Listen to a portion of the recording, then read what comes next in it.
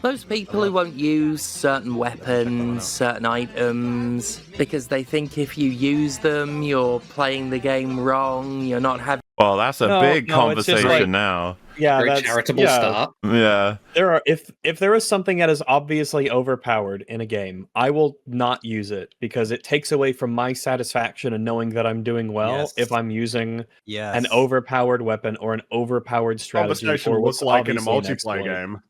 Like in a multiplayer game where one weapon is dominant, and then everybody The, else the weapon that if you use it, if you're friends and enemies are like, you're a noob. You're just using the noob Yep. thing. Hey, Very noob true. tube. Everyone remember noob tube? Well, yeah, that's the question then. It's like, well, wait a minute. So, is there anything wrong with a community like people, one man army on terminal, where they all just like stay up in that middle section and then just start fucking firing their grenade launchers every spawn point? Would it be like, well, yeah, that's part of the game, so they're allowed to do that, and you can't shame them for playing the game that way? It's like, I don't know about that. No odd job. You can actually. No odd job on GoldenEye. We did with James Bond way slurs. back in the day. Lots of slurs. We're off to such a bad start because this is already just like so not difficult of an idea to comprehend. Hey, this thing makes my experience worse. I've tried it and I don't like it, or it seems like something I don't want to use, so I don't use it. That's probably It's probably going to be the way in this video where it's like, oh, they're just gonna hate you playing for this way and this and that. It's like, no. If you tell me you played the game with like summons, I would urge you, like, hey, try it without and see how experience is then, because it's vastly different. Yeah, I truly stand by it as a meaningfully different game at that point. Yeah. You didn't play, and it's like, I didn't play Dark Souls. It's like, you didn't play the game I played. All right. This concept goes back to like Super Nintendo. Do you remember GoldenEye? Like no odd job. N64, but yeah. N64, yeah, N64. Just it's such a simple concept. If you're having someone whose like head is a foot lower than everyone else, then he's objectively going to have an advantage. And it just scales up depending on what game you're playing. And it's a concept that if you're a gamer, you should just be aware of. Everyone's experienced a game where there's something you have to kind of work around because it's cheap. In the Souls games, essentially breeding this idea. If you want to cultivate this idea of victory at all costs without any sense of honor or sportsmanship, what this does is it is a breeding ground for a culture that accepts cheating as a viable strategy, like the Chinese gaming culture. That's why the vast majority of like cheats and everything. That's why people have been screaming region lock your shit, because we don't want to play with the Chinese, because this like their gaming and competitive culture is so different from us.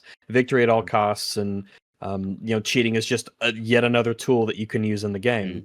You don't want to encourage gamers, even in single player games, to completely abandon this idea of sportsmanship and sort of like competitive honor and the desire to like showcase skill as something that's worthy of, being proud of.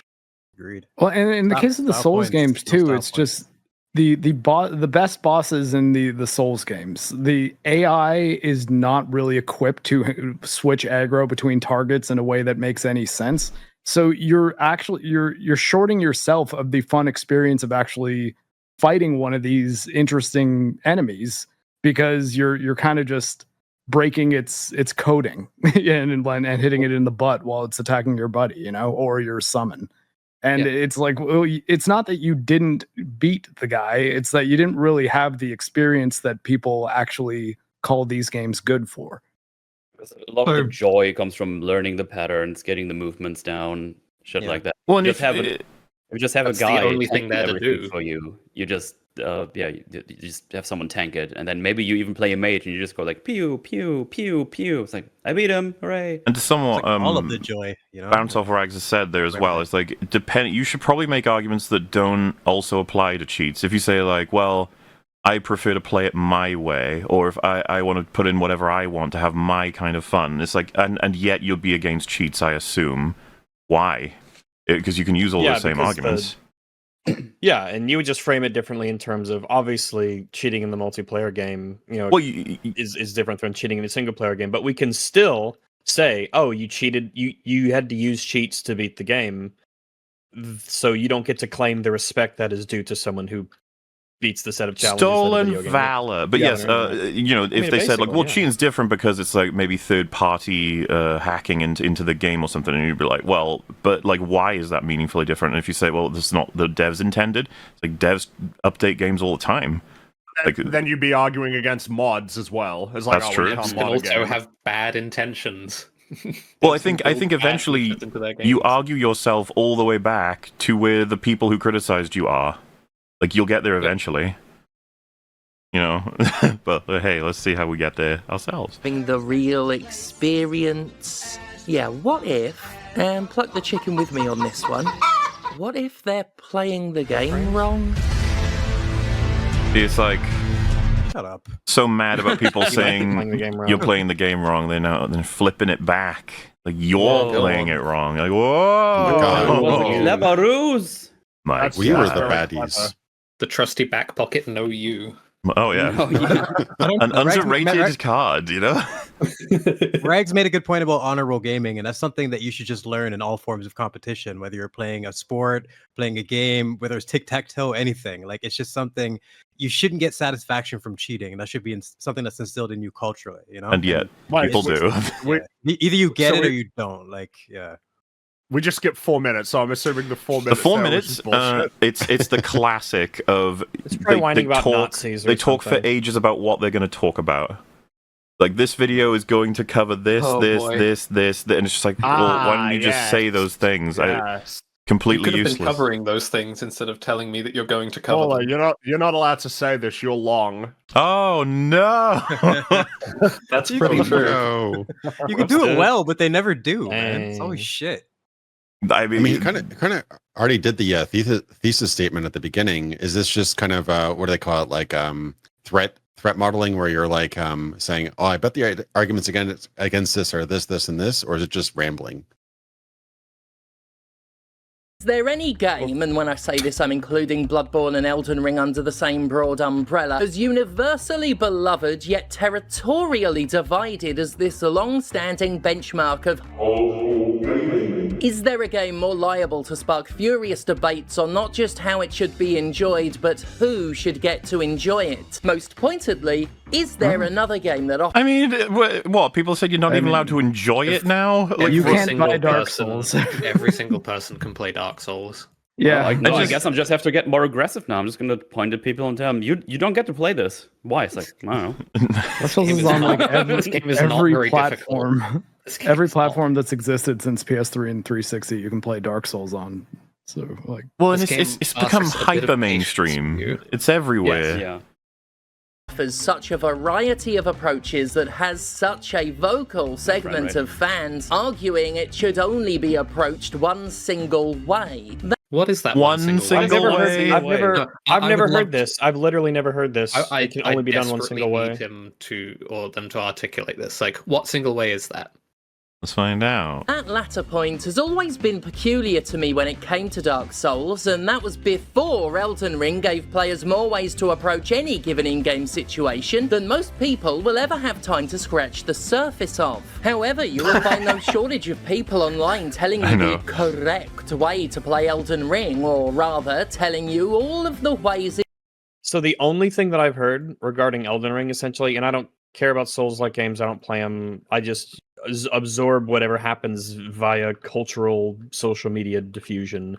But all I hear is that summons are gay and lame, and if you use them, it breaks the game and makes it super easy. But that's it. That's all that I know of. The nuanced position is just, you know, it's really fun to play with friends. It's also kind of fun to, I mean, to give an example, Iron Golem versus, why am I forgetting his name? Iron Tarkus, yeah. I always love when doing Dark Souls to summon Iron Tarkus and watch them fight, because it's one of the only you don't times... get to fight the Iron Golem. You just don't, you're not allowed to. One of the reasons that's so fun too is the Iron Golem is not a good boss. He's kind of shit. No. But watching two AI go at it while you're just sort of cheering one or the other, that's just fun as fuck. And so it would be like, so you do it. It's like, well, I mean, do it as much as you want. The point is just you're going to miss out if you never play these bosses just you against them. There's a whole set of mechanics that the devs have put into the game that you're never going to see. I don't know why, or engage with, or defeat the challenge of. The equivalent of this is you could take any game ever, but if you just go with like Guitar Hero, and it's like you can summon someone else to just hit notes you miss. The Like spirit of all- Ozzy Osbourne. Yeah. Yeah, It's such a simple concept. Like, my God. this is- and someone could be like, "There's nothing wrong with playing the game like that," and I'd be like, "Not necessarily. I just don't know." I mean, when you say like I beat the game on expert, it's like, well, like, did you No know? fail mode was on. Yeah, it's you know, and it changes the conversation for a lot of people. In which you can play Elden Ring incorrectly. To some players, purity of experience is paramount, and to have a Is there any good version of this that isn't just aristocratic sort of like gatekeeping? Is it possible that some people really want you to experience how fun it is to defeat the challenge when it's given to you in like a, for lack of a better word, a pure way? Is there nothing valuable there? Why does it come off so seems to be pretentious an- to them? It's so bizarre. This seems to be an advocation for like the actual erasure of the concept of gamer cred. Which is there unacceptable. are no the idea that there are no like surely Jim would say that there are accomplishments to be proud of in gaming, period.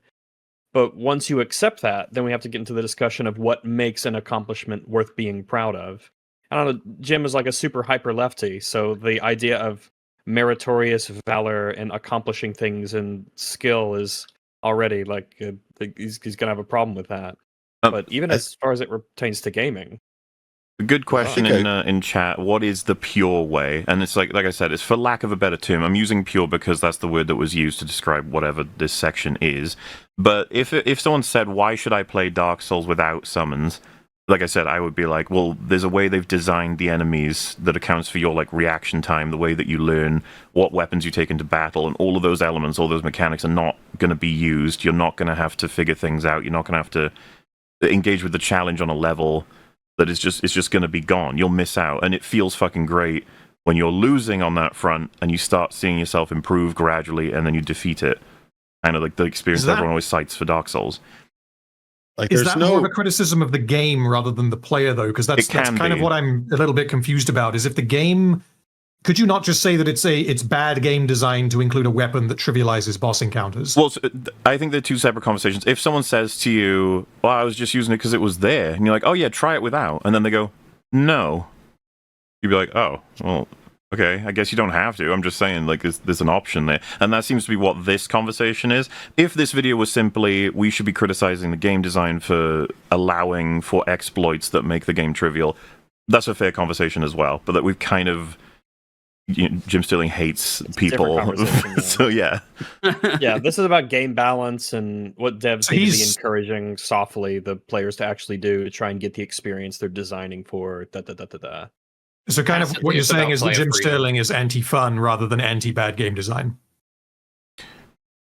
He seems to be pro-fun by his understanding of fun, which is I can do, like, more or less I can do whatever I want to in the game world. It doesn't matter. Like, my first playthrough of Soma, if I want to play Soma, but like I've model swapped every like entity in that game into Shrek, that's like fine. That's just a way you can experience the game. It's a way to experience it. It's funny you cite Soma. They after enough backlash from people put in the mode where there's no enemies.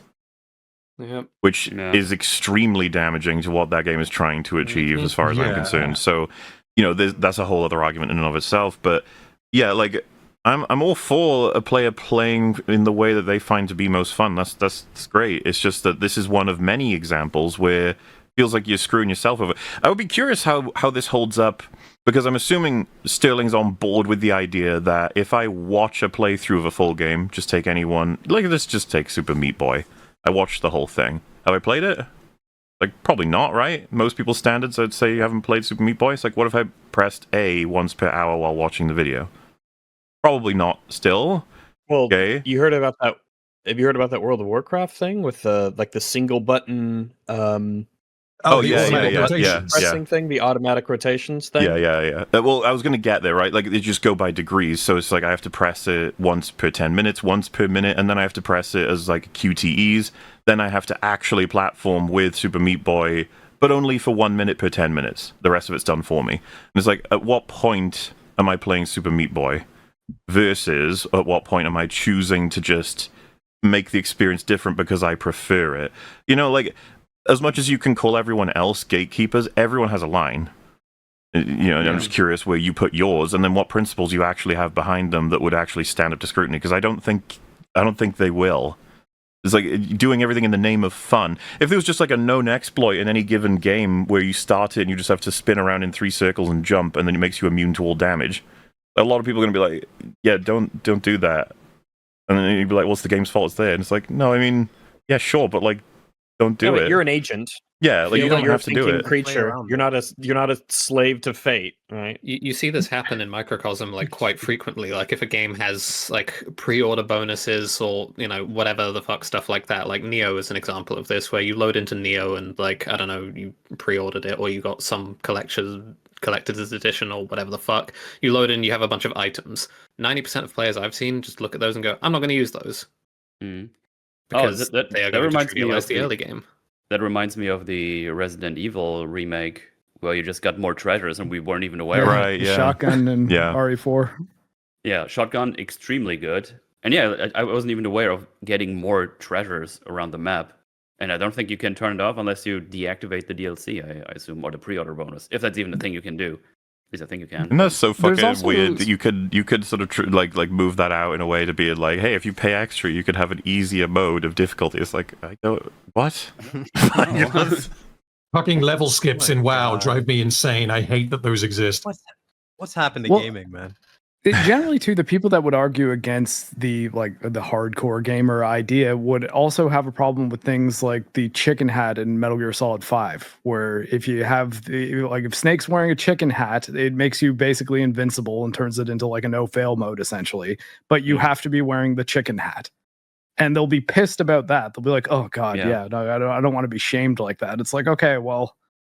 Wasn't it Duke Nukem? Maybe you should be. Where you got baby mode and you had like a little fire in his mouth. Oh, that was Wolfenstein, I think. Wolfenstein, right? Yeah. Well, yeah, I think there are some people who are like, that's wrong, and you shouldn't shame people for choosing. And it's just like, calm down. Well, shame on them. At that point, we have to acknowledge that, like, in a certain way, choosing options like that can be disrespectful to the art in a way that is damaging to it. Mm-hmm. If the Souls games were a certain amount more easy, like if Dark Souls was a certain amount easier, it could very easily affect the game, because that has a huge impact on what the play experience of it is. Has an impact on how the game feels when you are playing it, which can impact how even just how the world feels in terms of how threatening it is and whatnot. If it's trying to put forward this idea that the world is a dangerous and risky place where you've got to be on guard, but that isn't true, that's the game failing to deliver on an aesthetic promise to you. Yeah, it'd be like a survival horror game with infinite ammo or something like that. That would completely disrupt the experience of surviving with limited resources. I always think of it doesn't really represent all gaming, but I always think of speedrunning too. Like if you're doing a speed run of a game, you could either have no holds barred, where any way you can get to the end screen into the credits is a win. But quite often they put specific criteria in there, like, okay, no bugs, no level skipping, this, that, or the other thing, because that is the challenge. Like if you're able to use anything in the game, that isn't the same experience as, playing the game from start to finish. My go-to example is Mario 3, where if you know how to, you can skip all of the worlds up until the last world. Yeah. Using the warp whistles. Like if you did that, yeah, you got to Bowser and you beat the game, but did you play the game? Not really. Yeah, that's just a totally different skill. It's a totally different experience. And I'm kind of wondering, how does developers' intent factor into this? Because if they leave a bug in a game because it came out 40 years ago and they couldn't update it or something, versus a game that comes out now and they release it and then it gets a day one patch, but people then decide not to patch it so that way they can play with the game as it originally shipped, if you see what I mean. Does that affect kind of the point that Jim Sterling is trying to make, maybe? It will, because both challenge runs and developer changes to games are going to come up, so we can just sort of soldier on a little bit, see where it goes. Your Elden Ring experience is to take a game with so many weapons, so many spells, so many stats, so many builds, and ruthlessly boil it down to a comparative thimbleful of base elements. That's what it is, actually. So all of those things are fundamentally the same thing. But would Jim Sterling agree if there were a weapon that you could pick that one swing of it kills all bosses in the entire game and starts up the credits? I'm assuming you draw the line before that, and so it's like, oh, come on, that's ridiculous. Exactly. That's silly. And then it'd be like, all right, I'll go a little chill, and then we just scale it until we find the line. Back down, You get the people that'll then say, "Yeah, I use that weapon because I have things fun to do in my life, so I don't have time to play a whole video game and get good at it. I just want to beat all the bosses and see the ending." I've got 2 minutes and tonight. Then they wonder okay? how come my series that I loved is now shit. The biggest example of this across the whole of the Soulsborne series would have to be co-op. To the purist, you haven't really played a Soulsborne game if you summon other players to I will say there's a meaningful difference, I think, between co-op and summoning. As in, summoning an AI to help you versus playing with a friend. There's a very different experience. Even summoning another random player to help you. Yeah. Help you. At best, you've played it on easy mode. At worst, you've cheated not only the game, but yourself. I mean, yeah, you can be dramatic about it. Yeah, it's just you could make the voice, but it's kind of true. People just want to... It's genuinely like, it feels fucking great to do it, and then someone else does it, but played something completely different. You're like, okay, well, we can't really talk about the experience of defeating any given... Like, if you wipe out Ornstein and Smo in one hit versus, doing it like it took you like fucking half... let's just say like something ridiculous. Imagine taking 9 hours to not even defeat Orphan of Kos or something like that. I know, an insane example that no... But, finally defeating him, and then someone's like, you fucking loser, I just got, did the thing and it killed it first try. And you're like, yeah, okay, that's fine. But did you learn anything about how it worked or what experience they were trying to get out of you and how it's different? And it's like, no, and you're like, okay then, we can't really talk about it, can we? But it sounds like he accepts the premise, but without actually accepting the premise. There's a deference to the label of difficulty mode, which seems to, because he acknowledges just in that section that there is such a thing as an easy mode, which is easier than a harder mode of the game. But because using co-op or using summons isn't labeled as being easier, therefore it's perfectly acceptable to label it just as hard mode is. Whereas if the game just told you, hey, because you're using summons, we're going to now bump you down to normal, he might not even be making this argument because the game would have done his thinking for him. Yeah, Jim can use a mocking voice for it all he wants, but you are cheating yourself out of the experience that most people will say are the reasons to play these games if you don't at least try to see, okay, what's it like fighting one of these bosses one-on-one? By denying the even attempt, you've cheated yourself out of that experience. Yeah, that's why I'm shocked he even holds this position. That's why I'm shocked he even holds this position, because this is something that you experience in so many different games. Like this concept is going to come up, and you're going to realize there's some things that just break the mechanics and ruin the fun of the game. And it's just something you think he'd understand as a gamer. You don't need to just. Yeah. If we're already using my cause thing as an example, I then went on to New Game Plus, got to the boss again, and then beat him first try, and I was like, probably felt pretty good. That felt so fucking good because I battered my face against this fucking boss for 9 hours straight, beat him then go back and just do it on the first try. It was fucking awesome. Just it's a fair comment, Spoiled, right? So this argument goes both ways. If a player beats them with a method that works and they enjoyed it, and then you come in and spoil their fun. So what I'm working with, and I assume most people are, is that whenever someone says, like, using summons makes it way easier and a completely different experience, it's a person who's done it. As in, they've completed the game without using summons, and then they gave a go at what playing with summons is like. Usually, when we talk about it, we do come from a place of criticism about what it does to the interactions with the enemies. We're familiar with it. We know how summoning works, and we've done it. Point being, it's not like an experience, like everyone chose a random experience, and everyone should be able to just enjoy them all equally. We're talking about, as mentioned in the video, there's a lot of Dark Souls aficionados who are like, oh, that element of the game kind of makes it so that you can't have access to this part of the game. Said from a point of view of someone who's played it a bazillion times, sort of thing. So, as opposed to saying you should not ever play it the way that you're enjoying it, it's please, at least once, try playing the game without summons. That's the best version of this argument as far as I'm concerned. I wouldn't want to prevent people from using summons, by the way. I do it every once in a while. It's fun. It can be fun. It's fun. I mean, the line, like you said.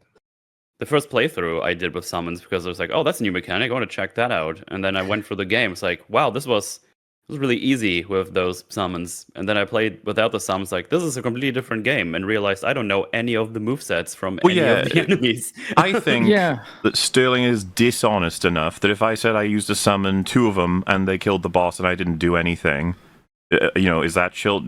So, like, yes, that is absolutely valid, fine, and you had fun. And I'd be like, you don't think maybe that I should give a go at playing the boss myself, or I should just watch all the summons do it for me throughout the whole game? Like why are we being this silly? Well, you can compartmentalize the experience out really quickly into like, okay, so I summoned 2 guys to kill the boss for me. Okay, I went on YouTube and watched a co-op. I hired my friend to do it.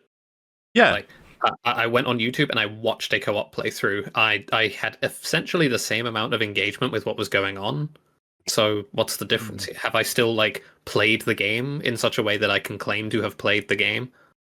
Well, I think what bothers me the most is the denial of a difference. Like, it's not so much that I'm like pissed if someone decides to play Elden Ring or Bloodborne or whatever with summons. It's just like to say that that is no different than if you like that there's no different in the experience you had than if you played it without summons, because summons are part of the game. I'm just like, well, that's just not true. It is different. If you're saying that it's no different, that's insane. Yeah.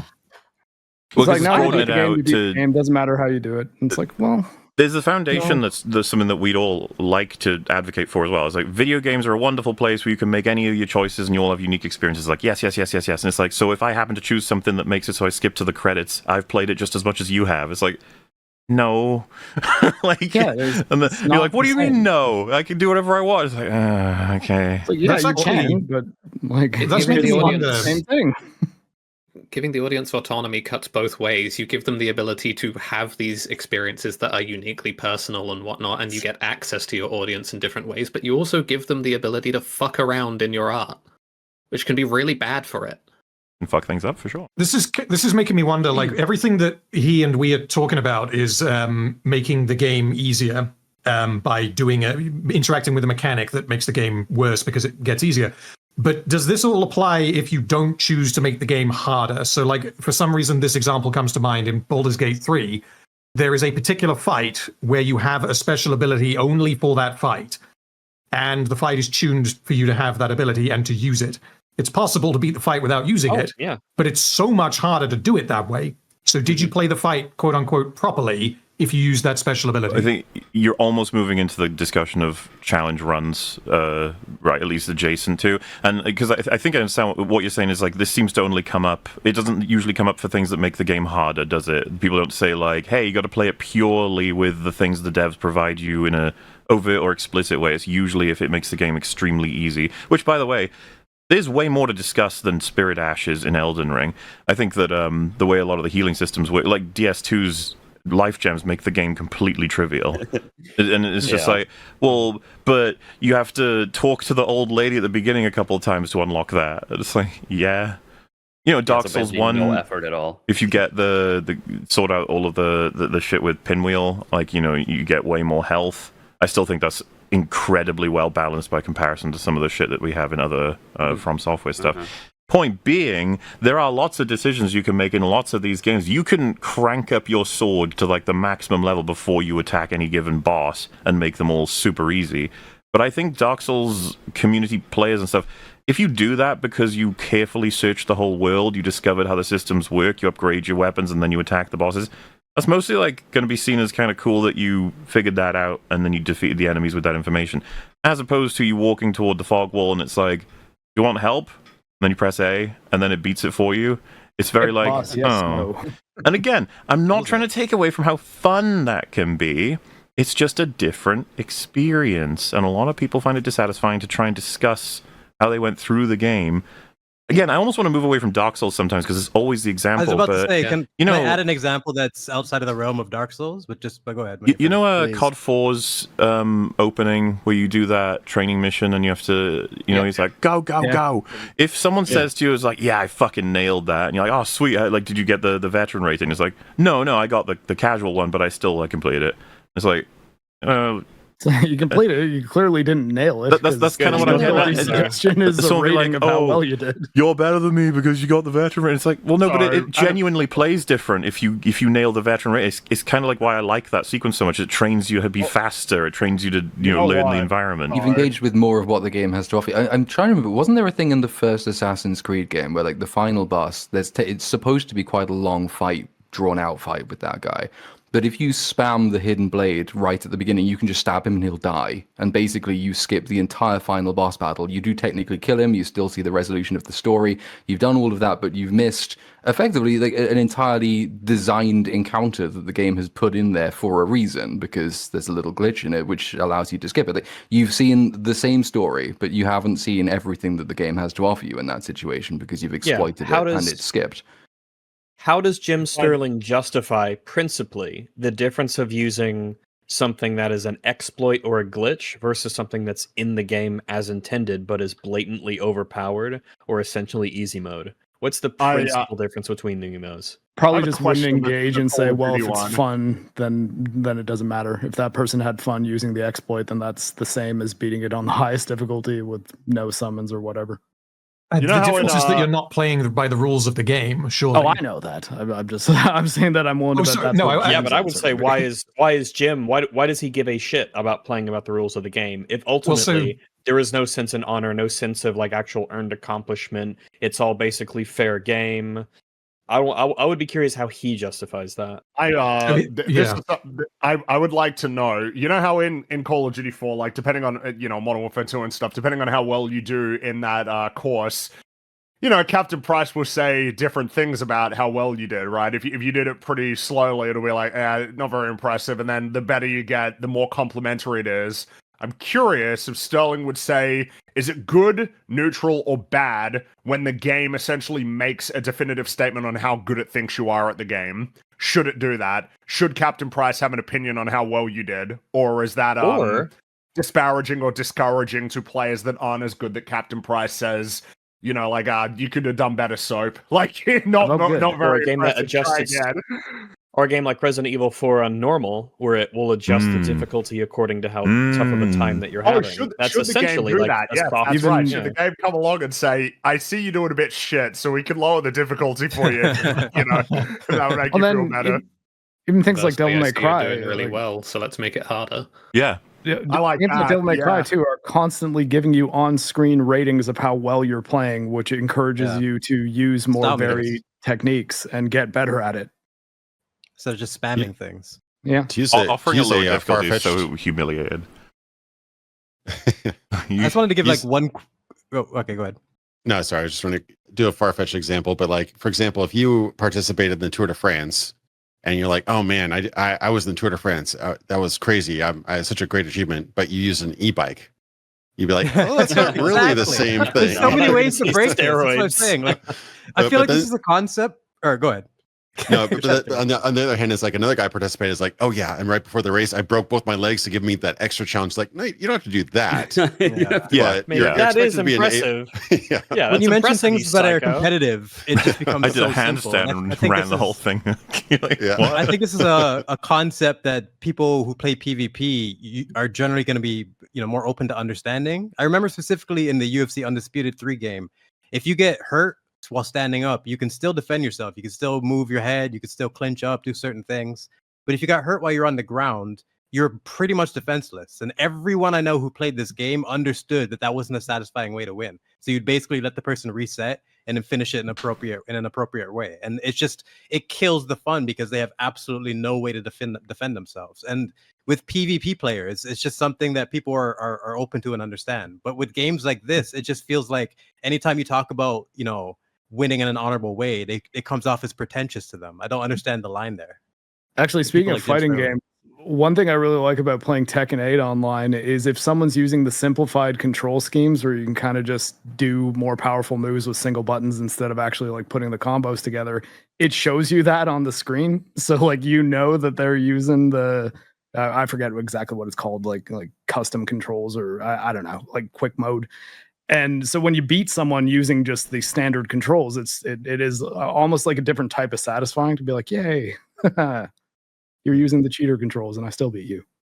Yeah. Yeah, it's like all you controller players in Apex Legends. The aim assist and shit. Oh fuck! It's unreal. I fucking love that aiming is optional now in shooters. It is actually absurd. Apex Legends is a game I've played it a shit ton. I've got like 3,000 hours in it, and I've got friends who played it, and we've played it a whole bunch. And holy actual shit, if you play, and this is after like a universal 20% plus nerf to everything. If you are playing on mouse and keyboard, you are at a disadvantage. Because the aim assist and the help that you get from that game's software is so strong that it's probably the most popular clan tag in Apex Legends is M and K, because people actually want to make it known that either claim to be on mouse and keyboard or they are actually on mouse and keyboard. It's because it's like, someone just mentioned in chat, and you just need the game for you to make you understand this position.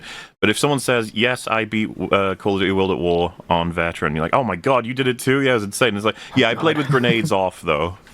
Like, no, you didn't beat it on Veteran. They're like, "Yeah, I did." It's like, "No, you did. Shut up." Yeah. There's a level of frustration that World of War on Veteran creates that few other games have ever matched, honestly. That's what I'm saying. It's like Call of Duty's not generally just to be clear, hey, this game's shit, but it's very difficult. Yeah. Frustration is a word I chose specifically. I kind of respect for I think it was Devil May Cry had a mode in most of their games called it like the easy automatic mode or auto mode, where it would handle all the crazy combos for you. But I believe it was DMC5, which actually would put a little notification on your screen at all times saying auto in the corner. So when you see reviewers and stuff like, yeah, you see like streamers and reviewers like, the so and so I did all this crazy combos. Like, no, you didn't. You held down the button. But okay, it's fine. You just pressed the A button. That's what you mash did. triangle. Yeah.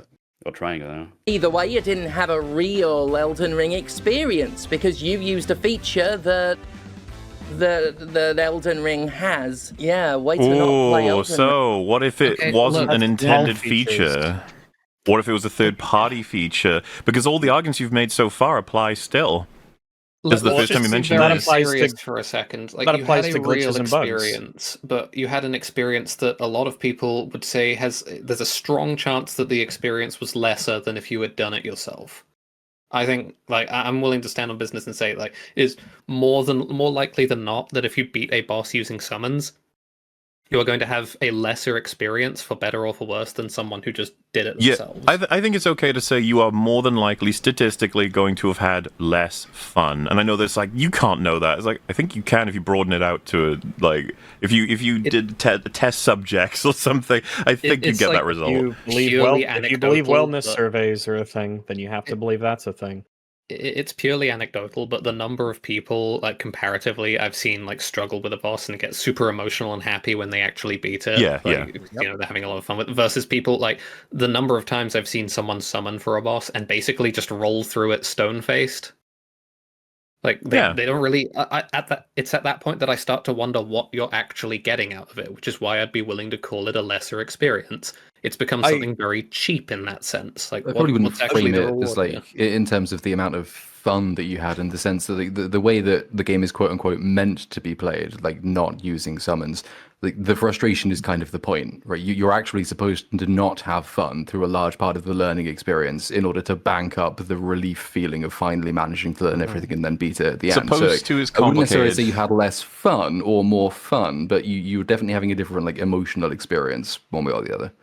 Do you have fun from the challenge, or do you have fun from just completing the game and just saying, you know? It's different thing depending on the person. Built into what I think Theo was trying to say there was that you can't know for sure, so you wouldn't really want to make the statement, but I'd be willing to bet that you'd have more fun if you hadn't used summons. It's really, and that's just based on experience of watching loads of people play the game. It's part of why it's advocated for. But I just find this super interesting. Like, you're using something that's in the game, retard. It's like, okay, so what if it wasn't? Well, so what if it's a bug or a glitch, an obvious exploit? Well, that's in the game. What if it wasn't in the game? What if it wasn't intended to be in the game? What if it's a third-party thing? What if they added it way later? Should I be using it now, even though it wasn't there in the original base? Mistake? Yeah, I mean, you know, so like, I wouldn't actually fucked up. I wouldn't want to put a principle on whether or not it was supposed to be in the game, like because it just feels like that's a bit flimsy in terms of what we should try and advocate for. And it's not just summoning. You'll find purists. Oh, and also, like, an example of this would be, like, so in RimWorld, amazing game, everyone should play it. When I beat the game without mods the first time, it was more difficult, but it was very satisfying. Obviously, the first time I'd done it, so it was particularly satisfying. But I have way more fun when I use mods with a game. And when I beat the game with mods, it's easier because I have a lot of different options and stuff like that, and it's just better with mods. But it's easier, but it's more satisfying. It feels better. It's more fun. So you can have both, and they could be different, but they can still be similar. To not play Elden Ring. And it's not just summoning. You'll find purists scrutinizing every aspect of play to find things that invalidate their idea of authenticity by offending their sense of purity. If you use a weapon the purist deems overpowered, you didn't play Elden Ring. Yeah, all you people who say, "Oh yeah, I'm good at Battlefield 3," and like, really, how many stars do you have with the M16A3? Okay, that's what I thought, or the AEK. Okay, I got anyway, all right. Not to get annoying about this, but really quickly, like on my Shadow of the Erdtree video, the number of comments I've received doing exactly this in reverse, like essentially invalidating my game experience because I didn't choose to use certain things, as opposed to invalidating my game experience because I did choose to use them. I don't understand why that's like necessarily fine, I suppose. Like, if I'm not having fun with Elden Ring, let's say because I'm playing it in a certain way, and someone says you should be using all of these other options that you don't want to use, apparently that's just much more like understandable as a position. It was funny, when I first ever played Dark Souls on stream, and I killed a Black Knight, and he dropped Black Knight's sword, and I was like, huh, and he, all of chat were like, no! I was like, whoa, what? What's wrong? It was like, is it like a, curse item or something? They're just all just sad faces, because they know how much easier the game gets with that. I was like, okay. I mean, you can technically play Uncharted with Donut Drake and Infinite Ammo and all that other stuff, but and that's built into the game. But I don't think that's what they intended. Naughty Dog intended you to play the game. So you can turn yourself into a god if you put all the cheats in with Grand Theft Auto, but everybody knows that ruins the fun. There's a million examples of this. I can't believe this is controversial at all. This is a gray area because it was built into the actual game world. Like it's not labeled as a cheat or a tweak or anything like that. So there is an argument that it is a way to play the game, and if it's built into the game, you can't really argue that it wasn't designed into the game. Yeah, but nobody's saying that, and nobody's saying you can't have fun with it either. It's just a matter of, there's no clip in God mode and Quake, and if you put those on and beat the game, like I beat it on the hardest difficulty, it's like, no, you didn't. And if someone says that's gatekeeping, it's just like, well, I mean, yeah, sure. Like, is this category? Sometimes gatekeeping is necessary. Like, I'm tired of gatekeeping being like fundamentally a negative thing. Some people don't know what they're talking about, and they need people who have standards to explain it. Like, I don't get this at all. It's so simple. It's like if you beat Quake with God mode on, like, fundamentally, I just don't understand what you're really getting out of it.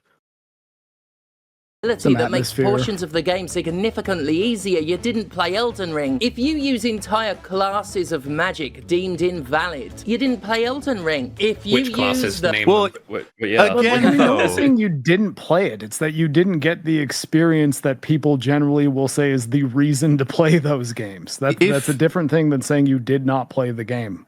If there's a spell that you can access early game that you can just cast and it insta-gives any enemy at all, well, I mean, well, don't you agree that maybe it's just you should avoid it if you're gonna? It just makes the game not a game. It's like if you played. What the point is. It's like if you played 500 hours of Minecraft creative mode and you said you're like a pro at Minecraft. It's like, yeah, I mean, you know Minecraft, I guess, but you haven't actually played what people commonly associate with the standard way of playing Minecraft. Building structures, you don't even know if they're good at that. Yeah, building something in survival as opposed to creative is just going to be more impressive because you're working with limitations and resources. Also, this is all framed, as it always is with these topics, that when you come around, it's like, hey, maybe you want to try it without the summons because it's a different experience. It's always framed like you're trying to ruin the experience for the other person. It's like, no. I got into this because of the thing I'm telling you to try, and then tell me what you think, because I want you to like this part of the experience as well.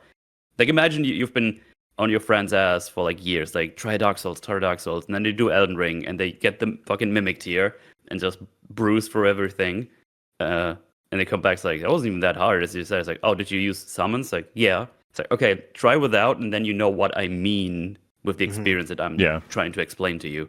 It's not like, oh, it's great you had fun, but try it this way and see what I actually mean with the experience I've been doing since Dark Souls 1, 2, 3. Well, not 2, but you know. Yeah, and there's a difference about if you don't have a similar experience, and if they just cheat themselves that way. I know exactly what you mean, Meadow. It's frustrating because you're trying to at least be able to discuss the different things you guys experienced and different, steps that you took to overcome the challenge. But then you realize they just cheated and put on all this bullshit, and it's like, what's the point of even talking to you now? We didn't experience the same thing. Well, and I think the difference doesn't equal one experience. Yes. The difference in the person responding that too is them saying, "All right, yeah, I'll give it a shot," or saying, "No, I already beat the game." It's like, well, that's sort of the thing is this is again just so like easy because you can like do this thing that humans are quite good at where you talk to another person and you say, hey, I think you might have more fun playing this way, or I got a lot more out of the game playing it in this way, and I think it might be worth your while to give it a try, and then the other person can decide whether or not that is like worth their time. And this is all like a really simple interaction that can happen on a day-to-day basis even. No. We don't have to get so upset about it. The Mimics tier, you did. For anyone who doesn't know, Mimic tier is hilarious. Tier. Why did you add an S? Didn't they update this? They nerfed it? Yeah, they nerfed it like twice. It's still broken, but they nerfed it like twice. Yeah, because in the original version, for anybody who didn't play it, it's insanity. The Mimic tier is so insane. You can summon it and just beats any boss. Yeah. The only boss could kill for you was Melania because she would just use it as a lifesteal dummy. Right. Play Elden Ring. Oh wait, forget just the Mimics tier. I've seen it argued that if you use Spirit Ash's ass, it's on your screen. Come on. The person who edited it is not the same as the person who spoke this. Reading is hard. I just want them to do like a AI dub over as the Mimics tier, which is every time. Didn't play Elden Ring. Spirit Ashes. That was what threw into sharp relief for me just what an extreme position the video game purist has, despite years... It's a really bad example because everyone agrees, at least in the original iteration, that Mimic tier kind of fucked everything up. I mean, when I was playing it, I was laughing at how effective it was. It was hilarious. Like, I don't have to do anything. Like, it's the actual meme at this point. So to be like, oh, that apparently changes the experience. Like, yeah. To the point where the devs realized they had to do something. It's yeah, a second laughable. It's a second queue with way more health. It's just...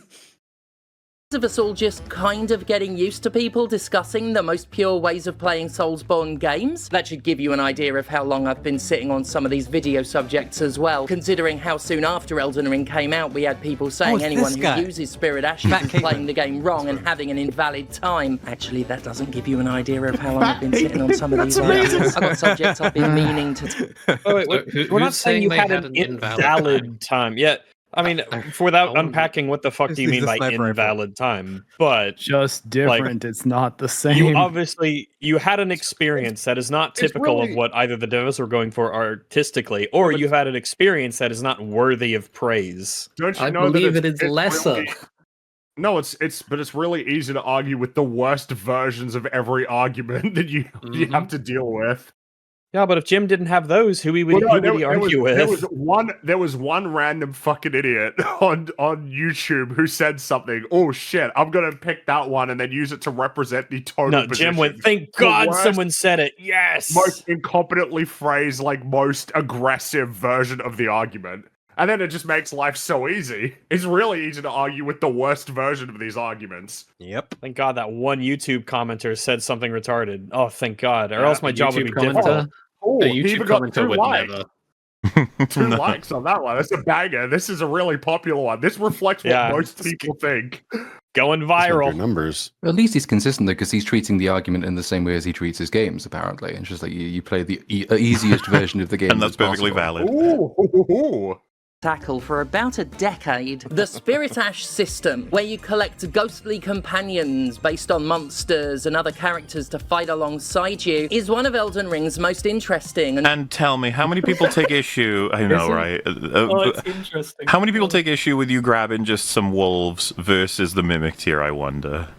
How many people take issue with you having just a guy with a spear who does a poke every once in a while versus a copy of you with like a significant chunk of health that the boss has difficulty dealing with? Wonder if there's any nuance here at all. How about a guy you can summon who does % max health damage to the boss and just lops off a portion of its health bar once every few seconds? And distracts the boss and completely changes the dynamic. Coolest That's the features. big one, if you ask me. It is. No, it's huge. It's what fucks the boss up completely. The thing I said last time, right, is that it's massively compounding in that you're dealing damage, they're dealing damage, and you're both gaining more damage windows because the mimic or whatever your summon is attacking with no regard for its own safety, and you're getting windows while the boss is attacking it. You're getting compounding extra, like exponential freebies. By the developer and given a significant level of focus in the game itself. And yet you have some self-styled fans saying that if you use it, you're not really... Sorry, they're not fans. As opposed to self-styled. You're not really fans. You're a self-styled You don't fan. play. Fuck you. Now who's fucking gatekeeping? really playing You the game. okay I mean, just it, speaking for myself, but if I'd worked on Elden Ring, I'd be bloody offended hearing that. Just like summoning... What if they changed it? What? You're talking about like, be offended by you calling the devs people put in self-styled fans. The devs put shit in, and then there's fans saying you shouldn't be using it. That's offensive. It's like, what if the devs themselves agree? Why should that speak to anything? Why would it even matter if the dev was offended? I don't know. I need to ask because I'm having trouble understanding this because I haven't played Elden Ring. But how are summons different to, for example, using a heavy attack? Is it just the degree of damage that they do? It's an extra guy who can be attacked by the enemies and the bosses, so they're acting as like ablative health in that regard, while also getting in their own damage with no respect for their own safety. So they're worth a lot of damage over time, while also being worth significant damage in that they represent times where the enemy isn't focusing its attention on you, so you can just hit it for free. Okay, so it's kind of like a perfectly efficient AI version of the player.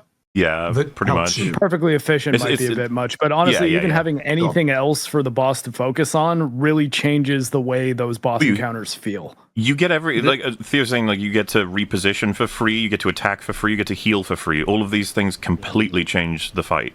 Sure, yeah. I mean, honestly, this really does just sound like bad game design, and I haven't not played Elden Ring. This just sounds like a badly designed game. Really suck. That's why I wanted to ask Theo if you have any examples of like really good AI design in other games that work effectively based on the context of the game. Like the only thing that comes to mind for me is like the Necromancer in D2 really works because the skeletons are super weak at first, and you have to scale up for them to even be viable. For like multiplayer?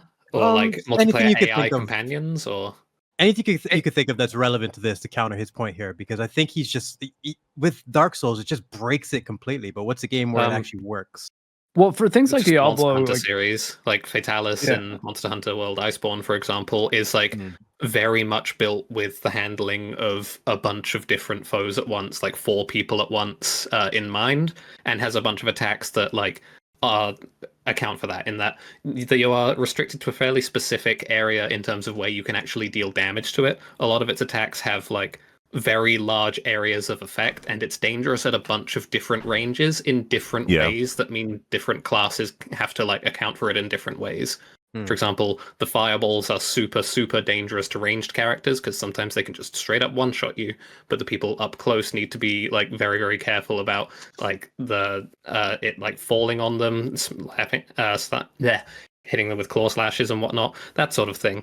And it even has certain like attacks that are built with a cooperative mindset in mind. Like it has one move which is a big flamethrower that covers basically the entire stage. But if you have a shield, like it does periodic damage that ticks extremely fast, it'll kill you extremely quickly.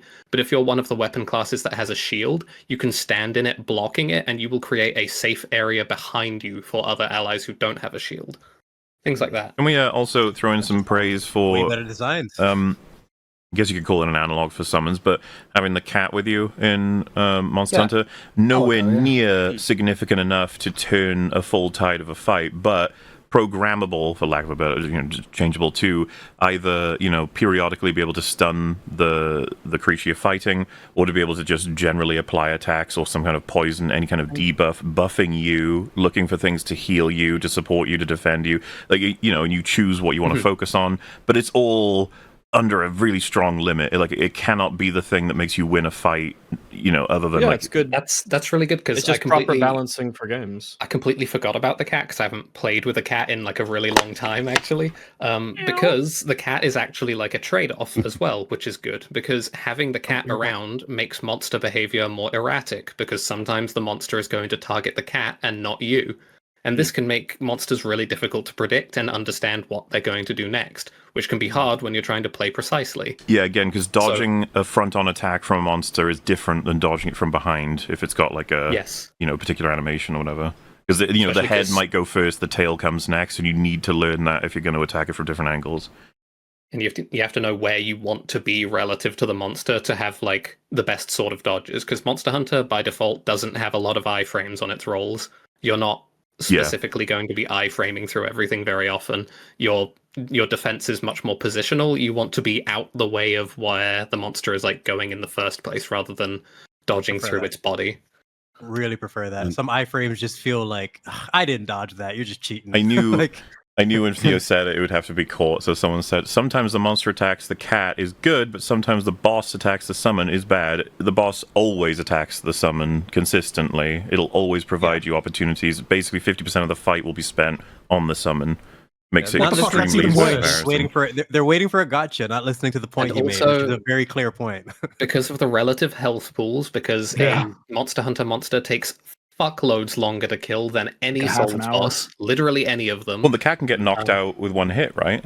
Yeah, and the cat can go down in one hit. The cat doesn't contribute a huge amount of damage of its own, and monsters can swap targets mid-string, which is, if I'm not mistaken, much less the case in Souls games. We already talked about a single attack on multiple angles. This is not something From Software have taken the time. I'm not saying that no enemies do that. They do. It's just that Monster Hunter, if you play both of them extensively, you'll understand immediately. One developer has taken the time to make sure this is a beneficial cooperative experience versus a single-player experience that you can play cooperatively. Yes. Shadow of the Erdtree, they just did a bunch of AoE attacks with particle effects that fill up the entire screen to make it hard to see. Abstract art. Well, there's something with, like, the past Souls games. Is Elden Ring the first one that has like summons and co-op in it? Oh no, they've been in there since the beginning. Oh, because I was going to try to be nice to them and say that, well, obviously, if it's the first time they've tried it, they're going to make mistakes, and that's absolutely understandable. But apparently, no. To be so clear, and I know that there's probably even people in chat who think this is insane, but like when I first finally decided to play Dark Souls on stream on Twitch, a bunch of chat were like, and friends were like, yeah, just don't summon. And, I'd have been like, well, I should be able to play the game as I prefer. I was like, no, it's not that. It's just, you're not going to enjoy the experience anywhere near as much if you do it that way. Trust us. Because we know you as a person, or we've had the same thing. It's not meant to be a gatekeeping, purist, angry, blah, blah. It's literally just, we want you to have more fun, and you will. Yeah. It's a I've positive been there thing. in call with friends in, like, sort of the reverse situation as well. Like, people who don't play so many video games or whatever, or, like, they're new to the Souls games and they're, like, really frustrated and having a bad time. I'll still discourage them from summoning, but at the end of the day, I'm not gonna fucking block them if they choose to summon Lautrec or whatever. Like... I don't know. You can do it, If it's a way to just introduce them to the game, if just by someone who would never play a video game, fuck it, just do what you got to do. But at least explain that line that this isn't the full potential. If you really want to get the most out of this game, remove the summons and learn the game properly. But as long as they understand the line, my issue with this guy is him acting like the line doesn't exist and we're all just assholes for having standards. I think there's also an element of, like, if you're using summons, Jojo, from the get-go, you also don't really learn the game properly. Like, I've got a coworker who hasn't beaten Liza P because he summoned for every boss, and you can't summon on the Nameless Puppet, who's the final boss. So he's just like, I'm just not nearly good enough to beat this. Oh yeah, it'll fuck you over. I'm never going to finish this game. Same sort of group of people. I've the people I watch who have like consistently summoned or whatever. You watch them; they don't really have an understanding of how to play a fight, like the basic terms of what it means to play a fight. Like, I need to evade an enemy pattern and then find my damage window. They just sort of walk up and start swinging and roll erratically. Yeah. That's something I notice in a lot of games, where the higher in difficulty you go, the more you really have to engage and understand the mechanics of the game. Whether it's an MMO or an action RPG or a strategy game, anything like that. You just sort of breeze through. on easy or normal modes for the most part. But the moment you start to be like, oh, you know, we're bumping up in difficulty, the hard mode, elite mode, or hardcore, or whatever it is, you have to like legitimately learn how the game works, and you have to be familiar with the mechanics, not just where the enemies are and the experience itself, and be familiar with that and memorize it, but like, what does this statistic actually mean? What does finesse or mobility or cleave, what do these mean? What are these stats on weapons? Or, well, what does this armor number do? Yeah, and I think if you're a dev, it goes both that's ways. why I hate when they hide numbers so often in video games. Oh, Bad fucking shark. hell. Yeah, don't get started on that. But I think it goes both ways, that if you play it on the hardest difficulty, you get to really find out just how good or bad the game is. Because everything matters. What was our main example for a long time? Was it Bioshock Infinite, where the Murder of Crows was like the most... Oh, God. Bioshock Infinite's high difficulty. I still remember Murder of Crows Plus, there's a benefit you can get where it's something to do with the shock mod or something, that when you headshot a person, they will spread Murder of Crows to the next person. Chain link. And like a chain link like electric. So you get those benefits, and I think you can get them before the third of the game is out, and no group of enemies will ever be able to do anything to you. It's just one Murder of Crows, headshot, headshot. Because they all get stunned by Murder of Crows. So and it's just pointless then. And you'd be like, well, you can use the other stuff. It's like, why? I mean, yeah, it's just surprising that they gave me, like, it's one of the base fucking vigors, and I'm already dominating the whole game. There's a million examples. The fucking bird from Borderlands. I remember that thing gets so powerful you don't even need to shoot your gun. Like, there's just always going to be these little things that just break the game. And like, as a gamer, you learn to work around it. That's why I think, like, just through this conversation, we've probably come up with so many different examples from different types of games. And I just feel like it's almost like he's never had this conversation with someone offline, because there's so many things to counter this. He just slapped up this video and just went forward anyway. But it is the ultimate counter argument too. Well, it's in the game, so I should be allowed to use it, and it doesn't invalidate the experience. The way a lot of games release, and it's not just a new phenomenon, though I think it is getting a little bit worse. Like they are basically released by accident, and very rarely deliberately, in the sense that you are usually working on these things effectively right up until the studio says, right, time to stop and publish. Like, and the balance issues and balance questions from you might have a really great mechanical idea that in concept and in principle will change the way that this game will play, especially if it's a sequel. You want to always do that, add new things. But if you have that idea quite late, your balance team, your QA team have got like a month to try and figure out how this interacts with every other system in the game. And oftentimes that just isn't enough time. So loads of games will release with these kinds of things in them. You can't just say because it's in the game, therefore it's a perfectly valid experience, because if the dev team had more time to work on it, they probably would have either removed it or significantly depowered it. Yeah, exactly. There's loads of brilliant ideas that come out that are just, in principle, they're great, but like the way they actually release their shit. Oh, yeah, it's been doubly interesting watching that, because I've been a pretty regular player of Valve's Deadlock that is currently in like closed beta right now, and seeing how much it has changed in the year or so that it's been out has been staggering. The difference, like the complete and total reworks to the map, to the item systems, to characters, the fact that they're willing to basically change anything and everything if necessary to make a better game and a better experience has really opened my eyes a lot to how important feedback is, and how devs, they're also figuring it out as they go. They're seeing what works. They're testing these things out in a real gaming environment to see what works best. Oh yeah, absolutely. On this point still, though, I just want to be clear, basing it on whatever the developer intended is just a really weird foundation, because why can't I use all the arguments up to this point on there's a really great mod that gives me a weapon that makes the game incredibly fun. It's like a first-person shooter, but it's just a really well-balanced gun that's actually more... You know how we were saying a mod we'd love for the Resident Evil 4 remake would be Red Dot on everything? Because they took it out. Yes, Red Dot on everything. And it's like, I wonder if that exists now. It's got to, but... It didn't when we did the EFAP for it. But like, if someone said, whoa, the devs didn't intend that, and it's like, yeah, I know they didn't, the fuckers. Like, they removed it.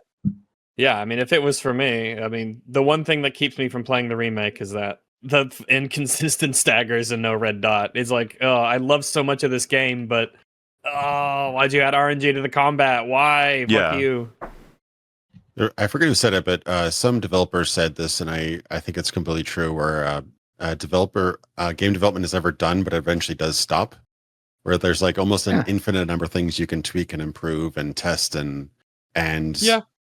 work on, but eventually you have to settle at a point because otherwise the game would run over budget and the studio would go out of business and everything. I think it would never come out. So like, and I've researched enough games to know that even internal testing can be completely shot down by when you release it out into the wild. Like internal testing might show that this is perfectly balanced. Everybody does this and that and the other thing. And then as soon as you give it to 10 million people, the game is completely destroyed because they try there's things. An old adage, I can't remember where I heard it, but it goes essentially that the moment you release something, more hours of testing or data are going to be produced than you could have ever created in like your testing. No plan survives contact with the enemy. Pretty much. Well, and this isn't limited to gaming too. Remember that it was like iPhone 6 or something like that? In their entire development cycle, nobody had ever tried to make a call with the iPhone in their bare hands. It was all done in like a laboratory or whatever. So they didn't realize the antenna would get shorted if you held it in your hand. And, and one version of the iPhone was released with that problem. And that's just a perfect example of like, you need to have lots and lots of people try something out before you know what's wrong with it. Yeah. That seems like such a simple thing to not miss. And be like, hey, why doesn't someone pick this up and make a call while we're testing this ultra expensive R&D device? You don't do general testing quite so often as you will do specific testing on specific systems to get an answer on a specific question. I mean, we'll do this with Judas. So there's a new thing that's been introduced. It will be tested. That system will be tested, and then opinions will be given on that system. But you have also, like every time you then like account for the feedback that players give, and also it's important to bring in testers who actually don't like it very much because you want to try and make them like it more. But you always have to account for the fact that they are doing something in isolation here, that they are missing important pieces of information, or like this will not necessarily answer all your questions about the interaction of one system with another system. It's specific and it's focused and it's localized. Obviously, when the thing releases, it goes to everyone. And there are infinite numbers of unpredictable playstyles that the general audience will take that any small subset of focus testers will not. So it's always like you can only ever do your best with these things, and sometimes they will release, and ideally they won't be totally fucking broken. But at least now, I guess, if they are totally fucking broken, you can just patch them. But that does seem to make people a little bit more careless than they used to be. I recently saw a movie called Blackberry. I recommend everybody check it out if you want to see the story of how BlackBerry rose and fell basically. Great song. And at the height of them dominating like the market, the iPhone is about to be revealed, and they find out like that it's a screen. It's just a screen. The keyboard shows up. And the creator of BlackBerry in that movie, I don't know if this is accurate to real life necessarily, but just the kind of almost assumed reverse of practicality. He was just like, who the fuck would want a phone without a keyboard? That makes no sense. But it's just fun to watch that sort of thing. And he's like, what we'll do is copy that idea, but we will have the click of the keys behind the touch screen because people will prefer that. And then, of course, like that just didn't make it, and everything crashed, and BlackBerry's out of the competition pretty much now. But it's just so interesting when it's like so intuitive and obvious what people want, and then it turns out it's the complete opposite. Yeah, I remember one line from the trailer that kind of got me. I apologize to the Canadians in the call, but it was something like, how'd this happen? I thought you hired the best engineers in the world. I hired the best engineers in Canada. I think it's don't apologize. That's a good joke. Off the back of that, in this context, that a lot of the time people aren't consciously aware of what they want the most.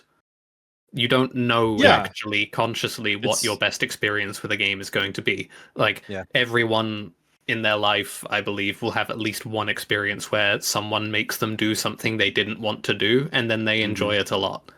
Everyone's done that before. Well, it's like imagine even better graphics. Imagine, a lot of this stuff.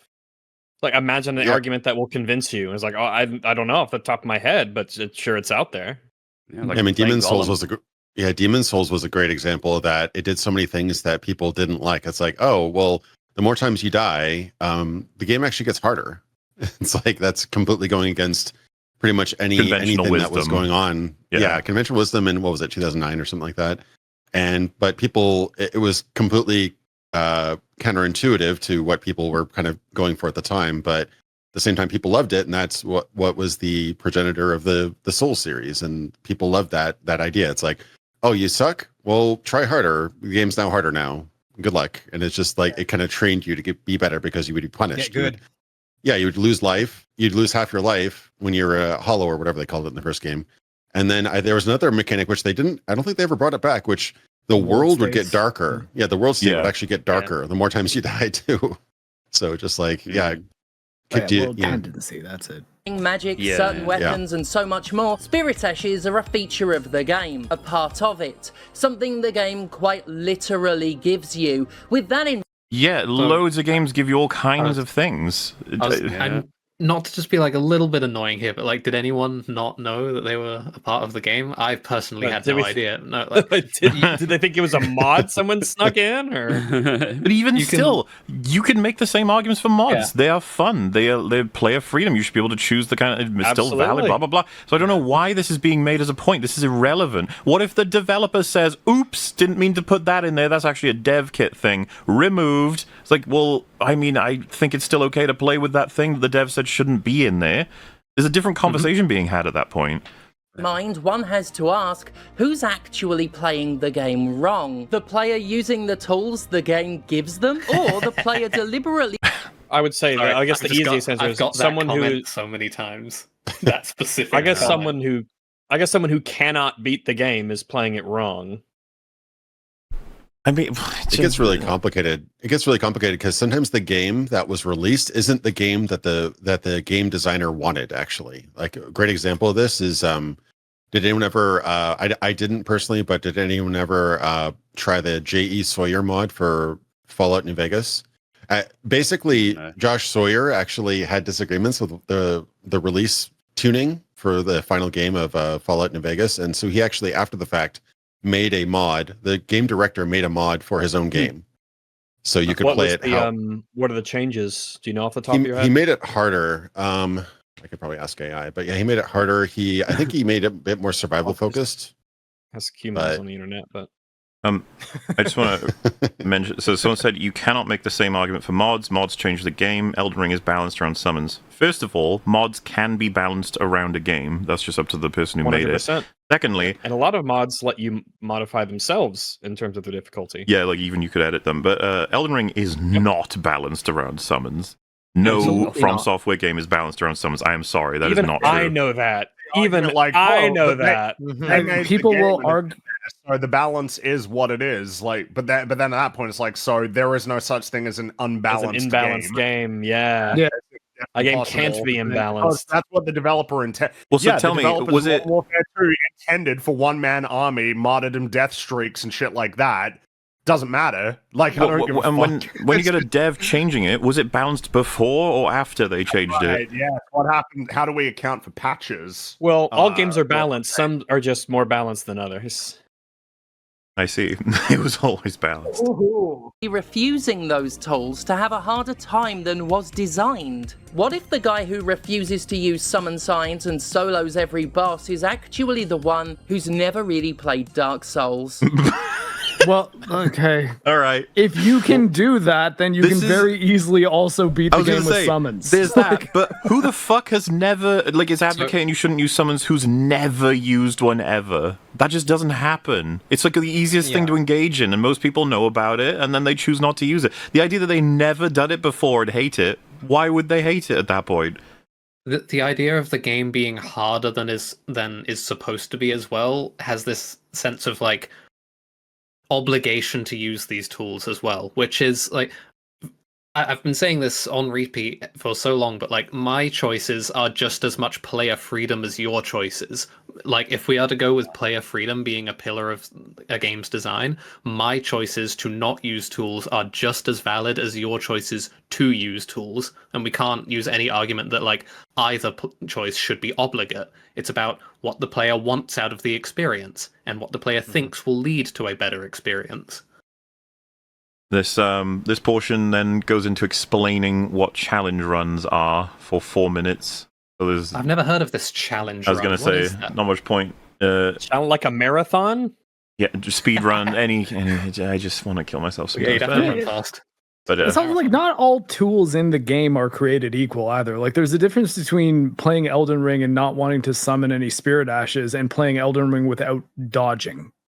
right? Like, I mean, one, it's like, okay, you're gonna have a really tough time if you refuse to hit the dodge button.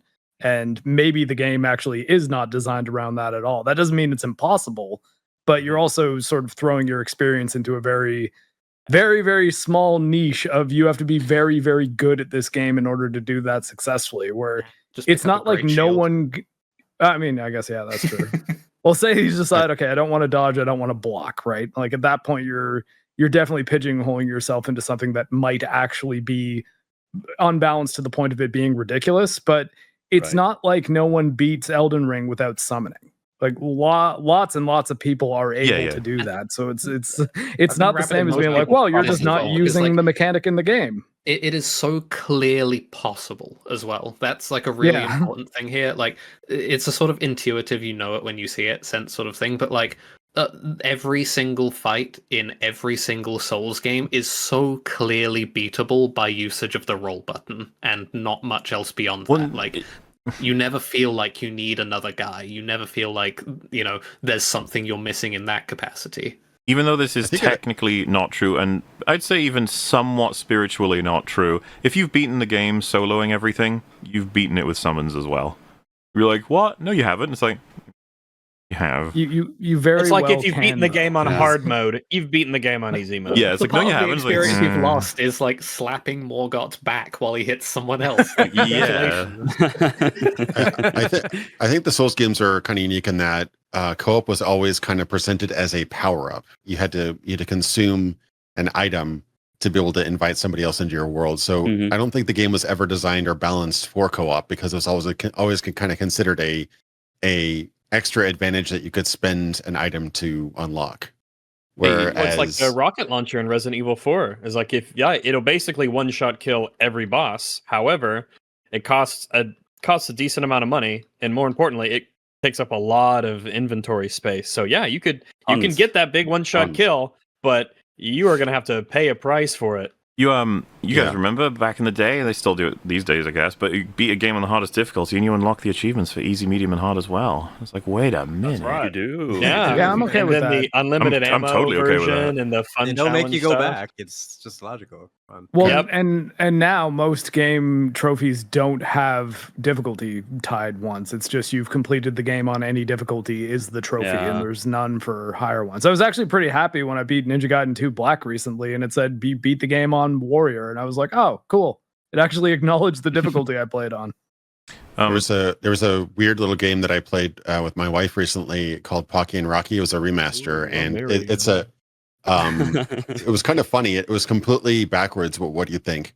To unlock co-op, you had to beat the game in solo. That is bizarre. It was so weird. That is actually bizarre. That's a bit annoying if you bought it for the other thing as a couple. Like, what the fuck?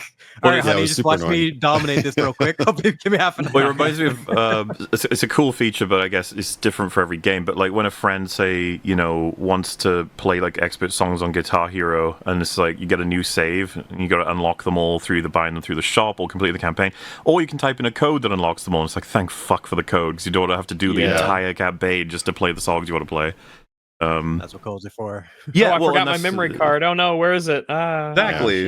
There's calls for it. Someone asked, why? What is EFAP's thoughts on someone who can beat all of this stuff without the crutches from the game, and they use it for fun after summons and overpowered builds? 100%. They can use it as much as they want. Knock yourself out. Jesus, can we? Like, asking for permission. So like, you can do whatever the fuck you want. The main thing advocated for is, please give it a shot. Play the game without summons. Just try to do it. It's really satisfying if you can pull it off. If someone says like you shouldn't be forcing me to do this, like, nobody's forcing anything. No one's forcing you, but just don't deny that there's a difference. Can I play with the summons, please, sir? Please, just a summon.